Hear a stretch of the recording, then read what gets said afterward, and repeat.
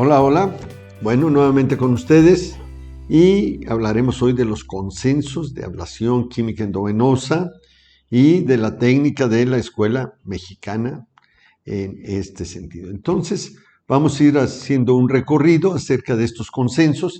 ¿Qué es un consenso? Bueno, es la reunión de la gente más importante, la gente que tiene más experiencia, más conocimiento en la materia, se reúnen, intercambian precisamente sus experiencias y ahí es donde se va decidiendo, obviamente siguiendo normas que están establecidas a nivel mundial e internacional y que de alguna manera también nosotros como mexicanos vamos creando nuestra escuela y le vamos poniendo algunos granitos por ahí que consideramos que son de interés, que en determinado momento no se tomaron en cuenta, por ejemplo, en algunos otros consensos. Hemos propuesto, y yo en lo personal, por ejemplo, en la clasificación SEAP, ¿por qué no se habla de las perforantes del pie, que es algo tan importante? Entonces, debería de haber algo ahí, una clasificación donde diga perforantes del pie. El pie tiene más de 15, 20 perforantes perfectamente bien definidas, perfectamente bien descritas anatómicamente y sin embargo no aparecen.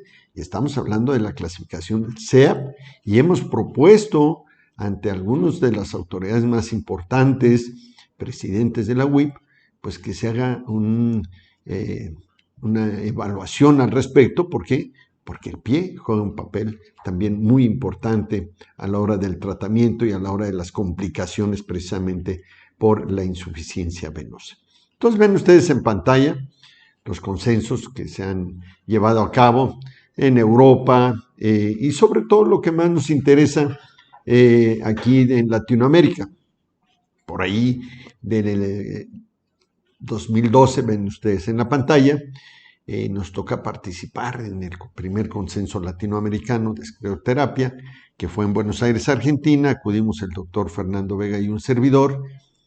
Y bueno, llevábamos una propuesta muy determinante y era precisamente que el uso del transiluminador en el consultorio como una herramienta indispensable, y ya lo verán ustedes que están en formación. Si ustedes no tienen un buen transiluminador, pues seguramente van a quedar a deber a la hora de hacer un diagnóstico adecuado y por lo tanto de un tratamiento eficaz. Entonces, esa fue una de las grandes propuestas que llevamos nosotros a ese consenso en 2012 y hace 10 años. Y bueno, fue una lucha que no tienen ustedes idea que se llevó a cabo en ese consenso. ¿Por qué? Porque los amigos argentinos decían, bueno, ¿para qué necesito yo la lucecita si tengo los ojos, tengo la vista, veo las varices? Pues sí, como tienen ascendencia europea, pues tienen unos ojos muy bonitos, azules, verdes, pero pues no penetran más allá de la piel. Van a ver siempre exclusivamente igual que nosotros los latinos, el resto de los latinos, ¿verdad? Vamos a ver exactamente igual. Sin embargo, el transiluminador nos va a dar una ventaja increíble. Si no tenemos esta herramienta, pues prácticamente quedamos a deber más de un 50% en el diagnóstico y tratamiento de nuestro paciente. Entonces, vean ustedes por qué los consensos son tan importantes, porque va a reunir la gente con más experiencia y que va a poder aportar algo. A pesar de que unos se oponen y otros no querían aceptar, sin embargo, hicimos que el transiluminador estuviera en la oficina del médico tratante para que en caso necesario pudiera él utilizarlo. Sin embargo, yo en lo personal lo utilizo con todos mis pacientes. Y ahí ven ustedes la bibliografía del primer consenso mexicano de escleroterapia, del segundo consenso también, y quizás otro aporte importante sea el uso de la glicerina simple, que ningún otro consenso a nivel mundial pues ha tenido cabida. Prácticamente somos los primeros en aportar al mundo este tipo de esclerosante y que bueno, aquí en México afortunadamente podemos utilizarlo. Para que tengan una idea, tendrá 2-3 años que empezó a utilizarse en el estado de Texas, porque no en todo Estados Unidos, y conseguir glicerina simple para esclerosar hay que mandarla a pedir a Houston, mandar una receta, obviamente ser médico americano, la receta, el nombre del paciente, qué le va a hacer, cómo se lo va a hacer, etcétera, etcétera. Entonces, nosotros aquí prácticamente ya tenemos 15 años de estar utilizando este esclerosante y fue un aporte dentro de los consensos que hemos hecho a nivel mundial prácticamente. Y bueno, vean ustedes las guías, esto vale la pena que ya que tienen ustedes ahí la bibliografía, se metan, lo revisen con calma. ¿Para qué? Pues para que se den una empapada de cómo ha sido la evolución precisamente de la ablación química endovenosa, de la escleroterapia, como le quieren llamar. Bueno, ahora ya van cambiando los términos y por supuesto hay que ver el porqué de todo esto. Y vean, revistas importantes como Phlebology en Alemania nos hicieron el favor de publicar nuestros consensos y son consensos a lo mejor un poquito aburridones porque tiene demasiada información y hay que hacerlo con mucho detalle a la hora que lo vamos a leer para que podamos entender y poder comprender todo lo que está escrito ahí. ¿Por qué? Porque vamos desde casi desde cómo se nos queda viendo el paciente hasta que sale con el vendaje, ¿verdad? Entonces, muy importante leerlos, ahí está la bibliografía, empápense, leanlo, no se cansen de leerlo, porque de ahí van a sacar muchas conclusiones. Pues ahí están los médicos que participamos durante estos consensos, ya bueno, ya todos maestros, ya past presidents, etcétera, etcétera, ya gente que ha aportado a la flebología mexicana cosas importantes e interesantes. Y bueno, el por qué usar la ablación química endovenosa, pues de acuerdo a la medicina basada en evidencia y con los consensos nacionales e internacionales que existen, se llegó a esa conclusión. ¿Qué hacemos con todo esto de los consensos? Pues unificar criterios. ¿Por qué? Porque a veces andamos unos desbalagados, unos pues que en esta venita usan el 2% y el otro usa el 3%, y entonces unos se espuman. Entonces tratamos de unificar criterios. ¿Para qué? Para que podamos, de acuerdo a nuestra experiencia, pues poder ofrecerle a nuestros pacientes los mejores resultados. Vean ustedes los temas que contiene el consenso. Por eso les decía, es muy difícil repasarlos uno por uno en esta plática. Tienen que sentarse, sacarlos de la bibliografía que está aquí en su pantalla y ponerse a leer detenidamente para poder sacarles lo más que se puede. Y el día que nos encontremos en la plática ya cara a cara o en la práctica, pues entonces podamos discutir las dudas que tengan ustedes respecto a esto. Vean ustedes todos los detalles que tenemos que tomar en cuenta. Consentimiento informado, muy importante. ¿Por qué? Porque es un procedimiento, la ablación, donde podemos tener complicaciones. Es más, desde una ronchita ya se están espantando, una ronchita como piquete de zancudo. Oiga, doctor, ¿qué me pasó? No, pues es normal, se lo va a quitar en un par de horas. ¿Hasta qué? Hasta pues necrosis por extravasación, etcétera, etcétera. Entonces, hiperpigmentación. Entonces no queremos que no quede claro nada sin que haya un documento, que ellos estén de acuerdo, que lo lean. ¿Para qué? Para que podamos hacer las cosas tranquilamente. Y bueno, todo con lo que debemos de contar en nuestro consultorio. Un carro rojo, por supuesto. Tenemos pacientes que tienen problemas de vagales, que se les desmayan ahí, que a veces nos sacan un susto, y nada más porque vieron la jeringa. Ya olvídense, todavía ni los inyectan, y ya con haber visto la jeringa ya están todos arrugados, y ya se desmayan, etcétera, etcétera. Entonces, tenemos que tener las condiciones adecuadas en nuestro consultorio para que el paciente se sienta cómodo y ustedes también trabajen a gusto. Bueno, ahí viene la definición de lo que es la ablación química endovenosa, de lo que hemos hablado ya pues por un ratito, la agresión al endotelio, la formación del trombo y llegar a la fibrosis. Las diferentes técnicas, líquida o en espuma, obviamente, recordando un poquito, el tetracilsulfato de sodio y el el polidocanol, serían los dos medicamentos que tienen estas características. ¿Cómo preparar la espuma de Tessari? Hay 1000 maneras de hacer la espuma, pero la más práctica y la más barata y la más común es con la técnica de Tessari. Ya si le quieren poner oxígeno, CO2 o aire ambiental, bueno, ya dependerá de las condiciones en las que se encuentren, de su experiencia, quieren hacer una investigación. El doctor Vega tiene mucha experiencia utilizando estos gases. Yo en lo personal toda la vida la he hecho con aire ambiental y sin mayor problema. Pero cada quien está en su derecho de utilizar oxígeno o CO2 y ahí Fernando Vega es el que tiene más experiencia. La técnica de la escuela mexicana. Les decía yo hace un rato que van a ver la técnica de la escuela alemana. Yo recuerdo en un congreso allá en Alemania, estábamos en el auditorio y pues era de mis primeros congresos y yo estaba muy impresionado porque las pacientes se levantaban de las primeras bancas del auditorio, se quitaban el pantalón, se quedaban en ropa interior, pasaban, se acostaban así muy alemanas, así fuertes, y llegaba el médico y así como que nos enseñaba a todos tremendo aguja y tremendo jeringón, y ¡zas! Y curiosamente las pacientes pues no se quejaban, ¿verdad? No sé, raza muy fuerte o no sé qué factores, pero la verdad yo me quedé muy impresionado cuando regresé acá a mi país, pues yo traté de que mis pacientes sufrieran lo menos posible. Y para esto, bueno, pues había que tomar en cuenta muchos factores, desde la jeringa, las agujas, usar algún anestésico local, en fin, tomar en cuenta esos factores.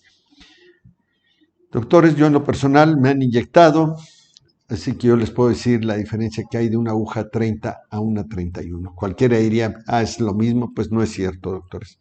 Cuando les toque a ustedes, sabrán de qué se trata. Entonces, sí tenemos que cuidar a nuestro paciente, evitar que le duela lo menos posible.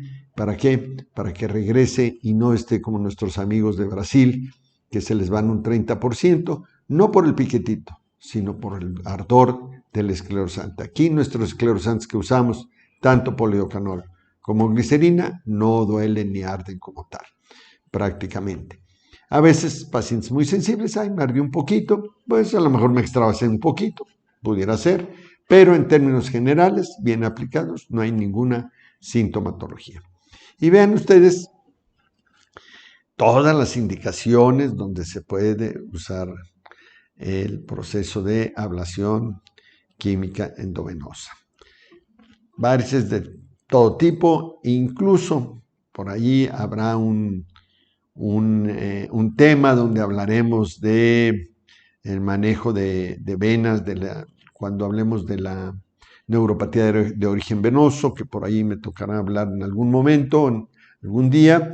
Bueno, pues veremos que venas que son aparentemente normales, totalmente normales, dan síntomas igual que si estuvieran enfermas o peor, y que también hay que esclerosarlas. Entonces, ahí lo vemos al último, neuropatía de origen venoso, es todo un tema que hay que tratar, ¿sí?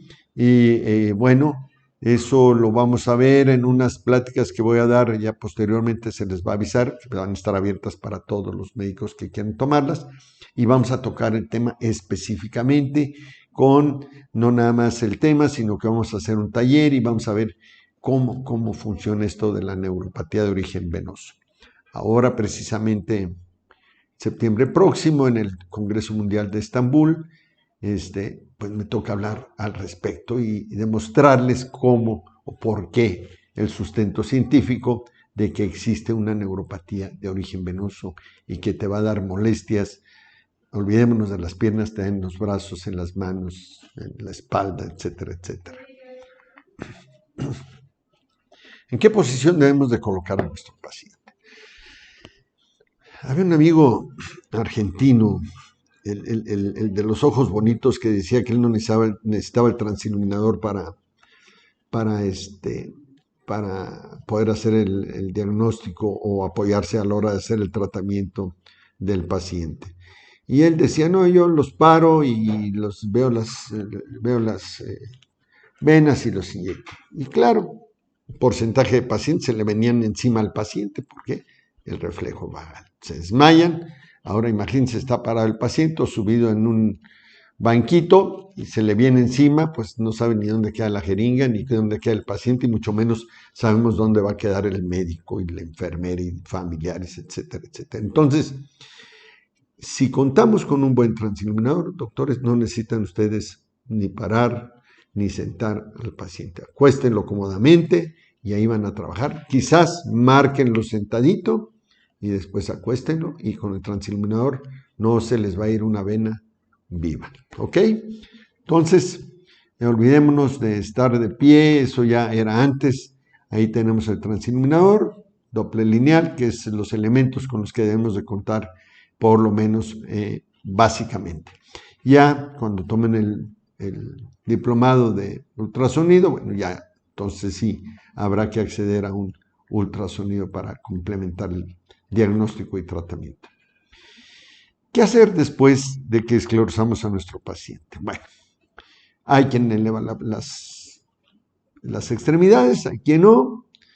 Y lo que sí es muy importante, la elastocompresión, y sobre todo en vasos medianos o gruesecitos. Porque si no lo hacemos, hay una flebitis, hay un proceso inflamatorio de la vena, y que solamente el vendaje, la compresión, va a permitir que este no se desarrolle más y que no le produzca dolor a nuestro paciente.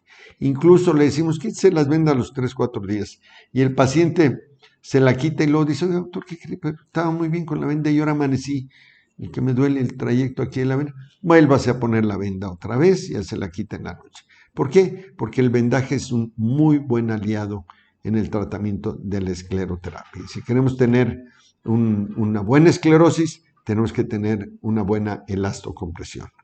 Y por supuesto hay que tomar en cuenta los efectos adversos de los cuales ya hemos platicado. Y vemos, ahí tenemos el vendaje desde el pie hasta el tercio medio del muslo, ¿sí? ¿Y qué pasa? Hablábamos hace rato de la versatilidad del polidocanol. Vean, se puede utilizar desde el 0,1% hasta el 3%, 4, 5, 6%. Por a mí me tocó usar al 6% en un paciente que tenía unas varices de, no sé si de 2, 3 centímetros de diámetro, una cosa terrible. Entonces, bueno, pero ese es un caso, el único en mi vida. Pero hablemos del 0,1 al 3%, que es lo más común, y el 3% es lo que generalmente la máxima concentración que podemos conseguir. Entonces tenemos que valorar muy bien qué concentración, qué cantidad vamos a aplicar, y va a depender del vaso que vamos a atacar. Entonces, vuelvo a repetir, esto lo vamos a ver en la práctica, lo vamos a ver con nuestros maestros, y estaremos duro y duro insistiendo. ¿Y por qué en vez de ponerle 0,5 no le puso 1, doctor, 1% de polidocanol? ¿Por qué le puso el 0,5? Si yo pienso que por esto y esto debe ser 1, bueno, se entabla la discusión y habrá los argumentos para que su médico, su profesor, les explique adecuadamente el por qué uno u otra concentración. Esto es prácticamente experiencia, estar viendo, estar pegado al profesor, y por eso siempre se recomienda que durante el diplomado acudan con médicos que ya tienen experiencia, acérquenseles. ¿Para qué? Para que vayan viendo.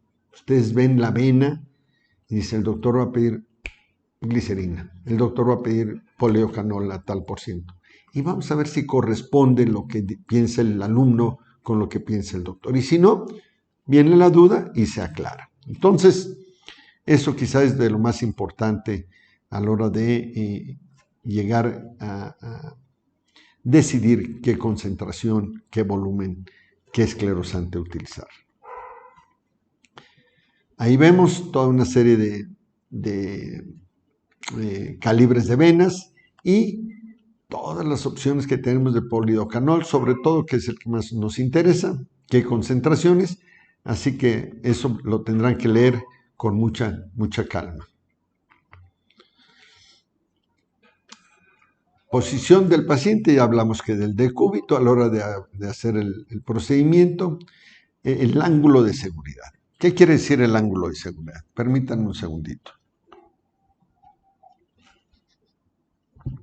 El ángulo de seguridad lo inventa el doctor George Fegan, un inglés del siglo pasado. Tuve la oportunidad de compartir una mesa con él y un día le pregunté qué porcentaje de trombos tenía él post-escleroterapia, porque siempre nos preocupa a todo mundo, pues que no queremos que se nos haga tanto trombo y que no tengamos que estar drenando y picando a nuestro paciente, exprimiendo y esos salchichones ahí que se forman, sobre todo en los grandes trayectos. Y cuando le pregunté al doctor Fegan, oiga, ¿y usted inglés? Me dice, no, nunca tuve yo problemas de trombosis posesclero. Pues, ¿por qué, doctor? ¿Qué técnica utilizaba? Dijo, mis pacientes se quedaban vendadas 40 días. Entonces, pues yo creo que en esos 40 días pues no se bañaban, o yo no sé, nada más se pasaban así con un trapito, muy europeos. Entonces, pues claro, a los 40 días, pues ya que trombo, si estaba vendado el paciente, pues no había ni la más mínima posibilidad de hacer ningún trombo, ya prácticamente estaba esclerosada y curada y toda la paciente. Pero le estoy hablando de 40 días de estar con el vendaje. Entonces, vean ustedes que cada quien tiene su manera de arreglar estos asuntos. Pero ahí, bueno, un poquito exagerado, pero era lo que se usaba en esa época y era válido y funcionaba. Entonces él inventa el ángulo de seguridad. ¿Para qué lo inventa? Bueno, precisamente se sube la extremidad en un cojinete a unos 45 grados y ¿qué va a pasar? La presión intravenosa disminuye, el calibre disminuye y por lo tanto podemos utilizar una concentración menor de esclerosante y una cantidad menor del mismo.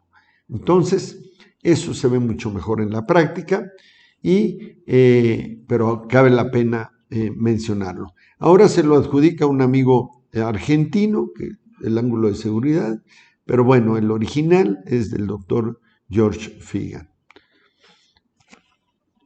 Bueno, quedamos ya prácticamente no de estar ni parados, sentados quizás para marcar, pero luego acostar a nuestros pacientes. Y bueno, tenemos que ser muy cuidadosos, usar nuestros guantes y bueno, recordemos otra vez todas esas contraindicaciones de las que ya hablamos, tanto las absolutas como las relativas. Esas hay que ponernos a leer una por una para que el día que nos veamos frente a frente, cualquier duda que tengan, lo podamos discutir. Ahí aparece nuevamente algo de lo que ya hemos hablado está en esta sesión, que es los diferentes tipos de esclerosantes que tenemos. ¿Cuáles son las concentraciones máximas? Ya hablamos, 2 miligramos por kilogramo de peso por sesión. ¿Cómo lo vamos a aplicar? Pues ya sea en espuma, ya sea en líquido, en moca. Bueno, ya en moca utilizan hasta 12 mililitros y consideramos en la escuela mexicana hasta 5 mililitros por sesión sería bueno.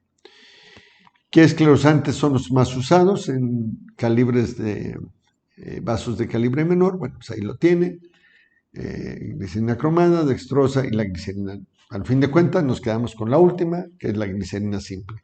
La dextrosa la mencionamos, pero prácticamente está en desuso. Y todos los efectos secundarios que pueden encontrar ustedes, ahí están descritos. Sería toda una plática de 1 hora, 2 horas para poder ver todos estos detalles. Si ustedes me preguntan de mi experiencia, ¿qué es lo que yo he visto de efectos secundarios?